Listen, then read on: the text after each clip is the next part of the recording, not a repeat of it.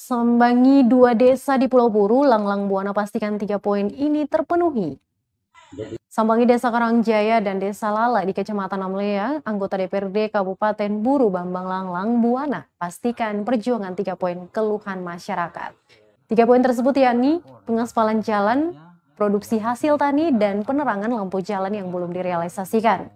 Dia menyebutkan pembangunan yang ada di 2 desa tersebut menjadi tanggung jawabnya untuk terus dikawal.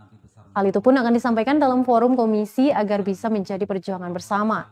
Dia mengungkapkan kegiatan reses ini merupakan kewajiban bagi setiap anggota DPRD, khususnya pada masa akhir sidang.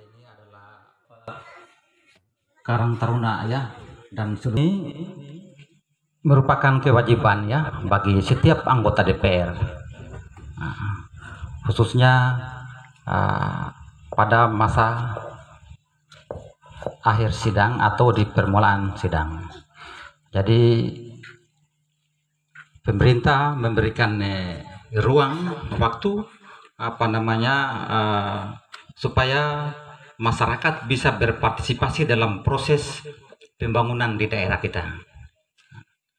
Mengapa? Karena isi APBD itu cuma 2. 1, hasil musrembang oleh pemerintah, baik yang dilakukan oleh pemerintah desa, pemerintah kecamatan maupun pemerintah kabupaten. Terima kasih sudah nonton. Jangan lupa like, subscribe, dan share ya.